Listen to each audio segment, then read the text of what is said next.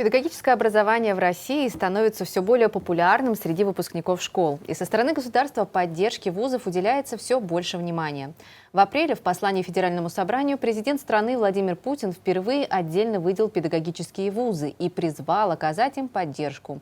Уже в этом году правительство России выделило значительные средства на модернизацию педагогических университетов. У нас в студии сегодня Сагитов Салават Талгатович, ректор Башкирского педагогического университета имени Акмолы. Добрый вечер. Добрый вечер. Сразу хочется спросить, чем же вызвано такое внимание со стороны, в общем-то, руководства страны к педагогическому образованию? Я не думаю, что пандемия этому способствовала, но я думаю, что практически каждый житель нашей страны в прошлом году на себе испытал хоть немного, что такое быть педагогом. И, к сожалению, если мы вернемся лет на 30-40 назад, и можно даже еще больше, отношение к педагогам поменялось, и даже, к сожалению, не немножко, и стало где-то потребительским даже, да, и многие наши родители, особенно молодые родители, отправляя ребенка в школу, считают почему-то, что в школе должны сделать все. И вот в прошлом году, когда была пандемия, когда сидели дома дети, родители, наверное, испытали на себе, что значит быть настоящим учителем, или попробовали, что это не только передача информации, книжки там, или цифры какие-то, а что это большой настоящий труд, когда нужно отдавать самого себя, все свое нутро, всю свою душу. И у населения где-то переоценка ценностей произошла. Ненадолго ее, правда, мне кажется, хватило, потому что опять чуть, так скажем, стала ситуация лучше, пусть она улучшается, как отношение к учителям опять начало меняться в худшую сторону. И, конечно, вот в этой ситуации нельзя, уже дальше, наверное, вот эту тренды вот эти, так скажем, надо переламывать. И много программ было в нашей стране и есть в нашей стране, как на федеральном, так и на региональном уровне поддержки учителей. Сельские учителя, молодой учитель и так далее, можно продолжать. Но в то же время на педвузы, а их не так много осталось в Российской Федерации, всего 33, должного внимания не было обращено. И я не про башкирский педагогический могу сказать, но я знаю, что у ряда коллег, например, оборудование, которое есть в любой школе, класс физики, условно, там, химии в университете нет, а там стоит оборудование, которому 20, 30, 40 лет. Естественно, это тоже не притягивает выпускников школ и их родителей для того, чтобы их дети обучались в педвузах. И вот эта программа, которая было поручение президента страны о выделении 10 миллиардов за 2 года, 5 из них в этом году, 5 на следующий год, я думаю, она поможет во многом достаточно успешно продвинуться педагогическим вузам, потому что надо понимать, что есть, допустим, даже в нашем городе ряд других вузов, да, отраслевые, технические или еще какие, которые имеют серьезных партнеров. Например, наши вузы, да, это крупные предприятия, крупнейшие предприятия. У педагогического вуза и заказчик, и партнер один. Это государство, это Министерство образования, регионной стороны, Министерство просвещения. И поэтому, если не будет помощи со стороны государства, то педагогические вузы, их развитие будет не таким, которое сегодня требует время. А замечали вы вообще за последние годы спад спроса абитуриенты, что не идут, что из-за того, что это сложная слишком профессия стала? Да нет, профессия, я думаю, не сложной не стала. Профессия учитель всегда была сложной. Еще раз говорю, это гораздо больше, чем просто передавать информацию. Это должен быть порыв души, кроме тех знаний, которые есть. Я могу сказать, что вот на сегодняшний день у нас осталось буквально 3 дня во всех вузах страны, когда завершается приемная кампания в части приема документов. У нас на одно место в среднем 10 заявлений. Это прилично. В прошлом году было на одно место 9,5 заявлений. Я могу сказать, что вот эта цифра, она каждый год растет. И это приятно. И средний балл ЕГЭ, который также как лакмусовая бумажка, по сути дела, могу сказать, что если там еще 6-7 лет назад в педвуз еле-еле переваривал, не только наш, а вообще все педвузы за 60 баллов, то по итогам прошлого года у нас университет 67-76 баллов набрал. И это 3-й результат по городу. Мы выше, чем некоторые технические вузы и другие вузы нашей республики. Наоборот, возрастает интерес. Интерес да? возрастает, и, наверное, это объясняется тем, еще раз говорю, что поддержка достаточно комплексная. Учительство.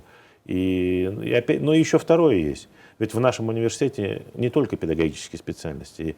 Из более чем 12 тысяч наших студентов у нас где-то 2/3 это педагогическое направление, а треть это инженеры, это генетики, дизайнеры, тренеры, спортивные тренеры и так далее, и так далее. Там можно продолжать. Это тоже мы уже давно перешагнули за рамки просто педагогического института, поэтому университет. И я думаю, это тоже обусловлено интерес к педагогическому университету нашему имени Акмоллы. Многопрофильная. Многопрофильный. Как и большинство вузов сегодня многопрофильные. Это веяние времени. Здесь нельзя оставаться там в своей скорлупе и ждать, что вот только здесь можно развиваться. Конечно, нет. А как планы на развитие образования отразятся вот конкретно на вашем институте? Ну, если Университете? говорить о нашем университете, то вот 33 вуза нашим учредителям, Министерством просвещения, были ранжированы, если так можно выразиться, на 3 категории.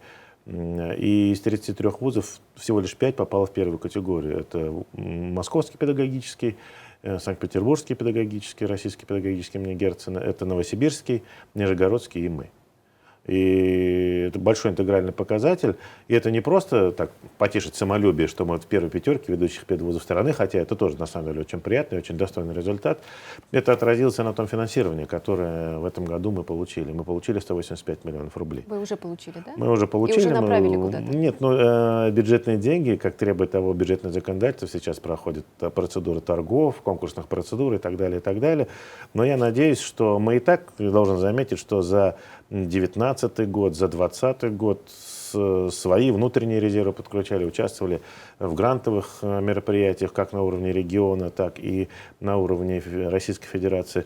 Мы за эти 2 года сумели вложить на укрепление материально-технической базы, на ремонт общежитий, на ремонт корпусов, на усовершенствование лабораторной базы порядка 140 миллионов рублей. То есть и вот сейчас еще 185, это будет серьезное подспорье. Многие, кто не был там года 2-3 в университете, приходят и говорят, мы не можем узнать, но у нас впереди большое событие, в январе нам 55 лет, 18 января. Я думаю, мы сумеем достойно подготовиться с 2 пятерками во всех отношениях. У меня вообще никаких сомнений нету, что все так будет. Ну вот, что касается планов, куда, помимо тех, что вы уже освоили на обновление общежития. Направили. Да, направили, прошу прощения. Ну, знаете, привычка с чиновниками, иногда не общаешься, сразу освоили. Вот, эти средства куда вы будете направлять? Ну, во-первых, из вот этой большой, действительно очень большой суммы, где-то 100 миллионов у нас уйдет на дальнейший ремонт учебных корпусов, на ремонт общежитий. Впереди у нас с вами 450-летие города Уфы. Имеется соответствующее распоряжение президента страны. Мы находимся в историческом центре, и, конечно, мы не можем неумытые подойти к этому юбилею, поэтому и на ремонт фасадов тоже будем эти деньги направлять. Но и где-то половину этих денег, а половина это именно на приобретение новых лабораторий, на приобретение, причем эти лаборатории даже не столько педагогические, там у нас психологической направленности есть, а педагогической, и где-то порядка, наверное, 25 миллионов рублей мы направим на улучшение материально-технической базы лабораторий по нанотехнологии и генетике. Мы единственный вуз педагогический в стране, который имеет такие направления, как генетика, лет 25 уже мы занимаемся подготовкой специалистов и нанотехнологий, поэтому... Это одно из самых, между прочим, перспективных направлений. Ну, и то, и другое, кстати. И именно поэтому, когда тоже у нас спрашивают, а вы вот входите в евразийский НОЦ? Мы говорим, да, входим. А как вы-то куда? Вы-то с чем? Но и когда слышат, что у нас есть нанотехнологии, есть генетика, очень сильно удивляется, причем серьезные наработки. Но в том же евразийском НОЦ мы, я считаю, большей частью входим именно педагогикой. Потому что это история лет на 30 минимум НОЦ. И нужно готовить школьников, значит, и учителей для этих школ, чтобы они воспитывали следующее поколение немножко по-другому. Вот это наша главная обязанность. Ну и продолжая, большой проект, который будет во всех педвузах страны, педагогический технопарк. Он будет располагаться в центре тоже, на пересечении Октябрьской революции и улицы Советской. То есть там, где вот недавно буквально сквер, да, вот и глава города, и глава региона, вот они осматривали улицу Советскую. И там, еще раз говорю, мы и порядок приведем, и фасады, но самое главное, лицом таким, наверное, будет нашего университета, и не только нашего университета, в принципе, педобразование, это педагогический технопарк. Что такое технопарк? Это 8 лабораторий по самым разным направлениям, доступ к которым будет у всех. И у наших студентов, и у действующих учителей, и у школьников, и у абитуриентов. То есть каждый сможет посмотреть, чем сегодня живет педвуз. И вообще педобразование, как развивается. Я так понимаю, на научные разработки вам тоже выделены средства, да? И можете приоткрыть завесу тайны? Это не завеса и не тайна, да. Но понятно, что действительно мы занимаемся всегда научными разработками, но мы с прошлого года стали подведомственным вузом Министерства просвещения Российской Федерации. До этого мы были в большом объединенном министерстве, Министерстве науки и высшего образования, а сейчас у нас учредитель Министерства просвещения, и, наверное, это правильно, это как в медицинском университете учредитель Минздрав, в аграрном Минсельхоз, ну, у нас учредитель Минпросвещения, то есть линейка, вся детский сад, школа, университет сохраняется. И впервые, наверное, за долгие годы вот Министерством просвещения выделены целевые деньги на научные изыскания. То есть если до этого это были какие-то заказы, которые мы брали у предприятий, учреждений, или сами вкладывали средства, или, опять-таки, грантовая история, то здесь целевое направление на госзадание. На сегодняшний день у нас утвердили пока 3, но я надеюсь и уверен, что их будет больше. 3 таких направления. Первое направление касается малокомплектных сельских школ и цифровизации этих школ. Ведь не секрет, да, что достаточно, опять-таки, много денег сегодня выделяется именно на этот сегмент, на сельские школы. Но, опять-таки, не секрет, что компетенции сельских педагогов не всегда хватает, чтобы вот эти новые цифровые технологии, КПД, чтобы было достаточно серьезным. Поэтому вот наша задача посмотреть, как это используется, и максимально помочь этим учителям через наши курсы подготовки, повышения квалификации и так далее, максимально использовать эти средства. Я всегда, ну, может, грубовато говорю, но вот VR-шлемы есть. Мне очень не хочется, чтобы в этих VR-шлемах через 2-3 года носили воду. Да? То есть, ну, а если мы не будем готовить специалистов, к сожалению, к этому можем прийти. Второе направление, которое мы развиваем, оно касается изучения полилингвального образования. В нашей республике и в городе Уфе эта тема достаточно новая, там, 2 года, только в начале пути.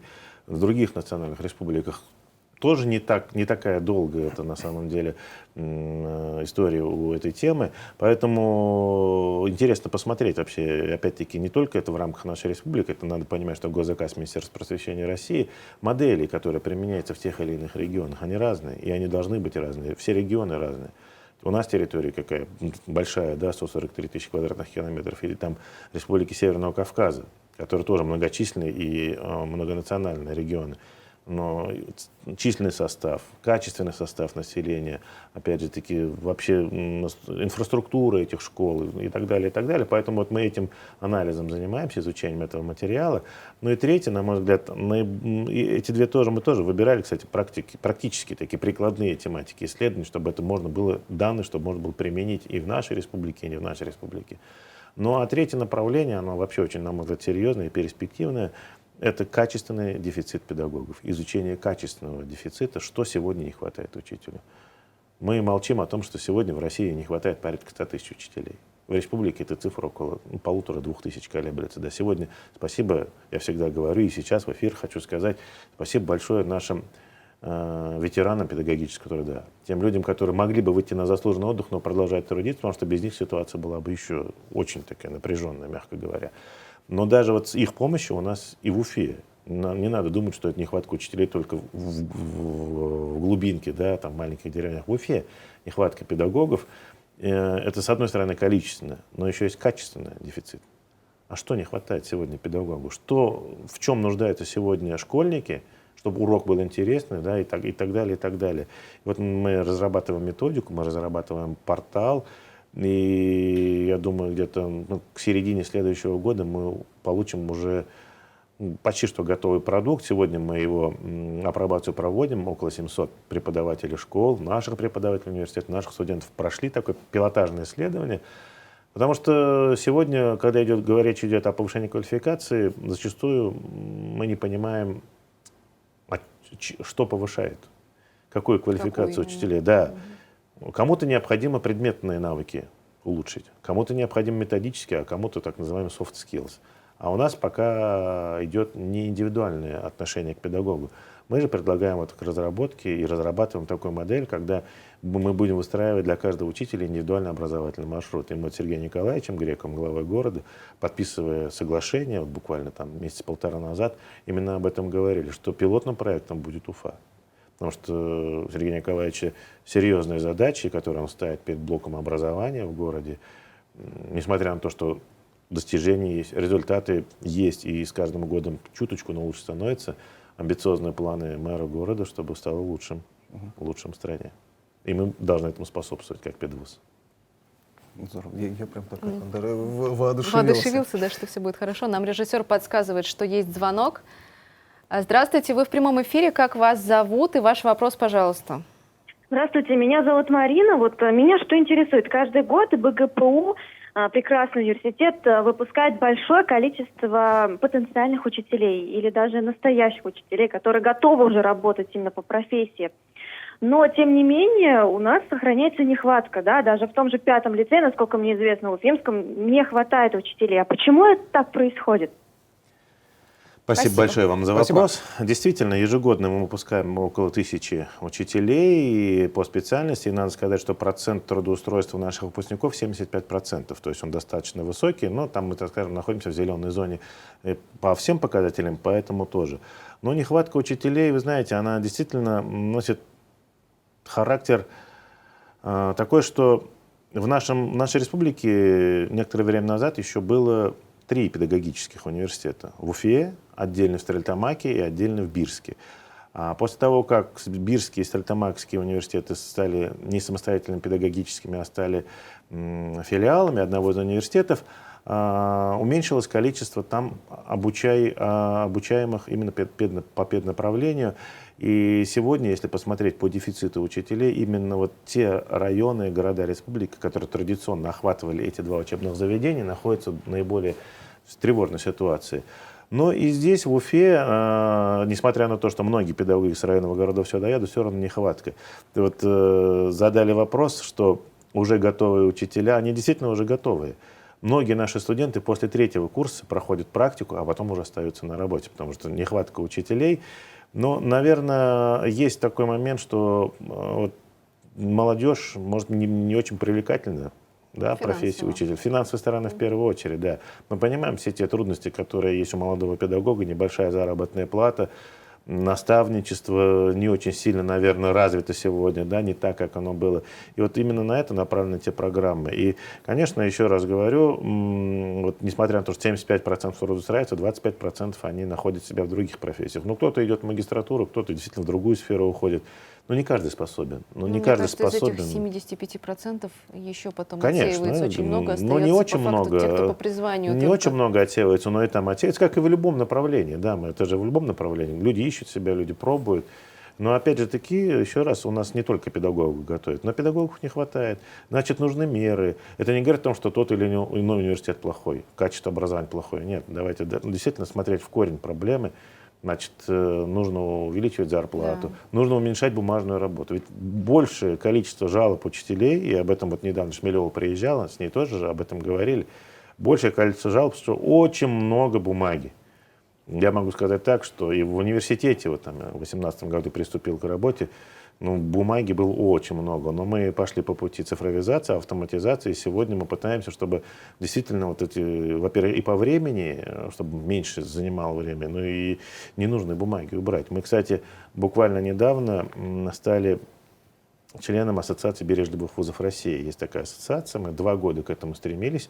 Мы первые среди педвузов и первые среди вузов республики, кто удостоился, я считаю, этого права. Но как пример могу сказать, что такое. Как это вот бережливое производство, который модный термин достаточно такой, да, и образование, казалось бы, при чем. Но хотел бы напомнить, вот там года 3-4-5 назад мы начали такой вопрос реализовать в поликлиниках. Помните, наверное, когда заходили в поликлиники еще до ковидной ситуации, и там стрелочки разные были. Зеленая стрелочка, тебе вот это нужно, на полу прямо. И достаточно много сокращало по времени. Вот то же самое мы пытаемся внедрить здесь. Мы разобрали, например, такой актуальный к сегодняшнему дню процесс, как приемная кампания. И оказалось, что там еще 2 года назад приемная кампания занимала, если человек приходит сдавать документ, тогда только очно сдавали, 2,5 часа в среднем. Человек проводил в педуниверситете. Но это невероятно долго.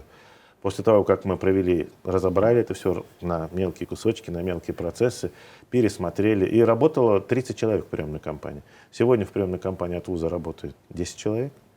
Сегодня среднее время пребывания человека в университете, абитуриента и представителя, 37 минут. То есть мы сократили в 5 раз. Просто посмотрели, где мы теряем время свое, где мы теряем время наших потенциальных студентов и так далее, и так далее. И вот мы взяли вот таких крупных 5-6 процессов в университете и стараемся все автоматизировать. В школах то же самое. Сейчас к этому приходят, говорят, что нужно убирать эти бумаги. Потому что зачастую человек в школе или педагог в университете вместо того, чтобы заниматься наукой, занимается заполнением бумажек, Это тоже, ну, надо, да, но, на мой взгляд, когда мы говорим о цифровизации, это можно решить и интереснее, чтобы это было и для школьников, и для самих педагогов. Какой эффект вы ожидаете, если кратко и емко? Это будет какой-то взрывной рост или все-таки это постепенная поступательная работа, вот когда полноценно будут функционировать все направления, над которыми сейчас работаете? Ну, учитывая, что действительно мы не на пустом месте ведь это все получаем, эти средства, да, и опять-таки нас к первой категории не с бухты-барахты отнесли, а это результат долгой работы коллектива, которому 55 лет, у которого серьезная история. И поэтому, я думаю, не то что взрывной, но это придаст дополнительный импульс. И то, что мы намеревались пройти условно за 4-5 лет, мы сможем пройти там за год-два. Поэтому это ведь только первая часть, это только первые 5 миллиардов. Вторые 5 миллиардов будут разыгрываться на следующий год. Министерство просвещения сейчас с Россией готовит конкурсную документацию, мы надеемся там поучаствовать. Более того, есть программа «Приоритет 2030», в которой могут участвовать вузы страны, те, у которых больше 4000 студентов-очников, те, у кого бюджет больше миллиарда, и те, у кого на научно-исследовательские работы 5% от, собственно, ну, от доходной части используется. Мы удовлетворяем всем этим условиям, и наряду с другими вузами нашей страны мы планируем, и нашей республики мы планируем участвовать и в этом проекте. И я очень хочу надеяться, что наша заявка будет одобрена. И поэтому, еще раз говорю, наша задача сегодня те позиции, которые есть на уровне республики, на уровне России, укрепить и выходить за рубеж. Сегодня большая проблема с русским языком. Гигантская проблема, да, то есть те страны, которые были нашими друзьями когда-то, в том числе и братские славянские страны, где русский язык практически иногда под запретом, да, многие страны перешли с кириллицы на латиницу, и позиция русский язык в мире теряет. А наш вуз является опорным Российской Федерации по продвижению русского языка, и я вижу, по крайней мере, что одна из основных задач именно это русский язык. Потому что и надо говорить, что от русского языка зависят все языки Российской Федерации. В данном случае башкирский, у нас есть и татарское отделение, башкирское, да, то есть это комплексное мероприятие, которое нам нужно реализовывать. Нам остается пожелать вам только удачи, успехов, поздравляем и с грядущим юбилеем. Ну, я думаю, мы к юбилею встретимся. Да, тем более мы с вами открыли студию в нашем университете. Я думаю, вот с сентября месяца, когда студенты, дай бог, появятся, если большинство из наших жителей вакцинируется, то мы сможем с вами работать в прямом эфире уже на площадке, вашей площадке в нашем университете. С удовольствием. Обязательно, с удовольствием. У нас в гостях был ректор Башкирского педагогического университета имени Акмуллы Салават Саадитов. Не переключайтесь, все, продолжайте свою работу.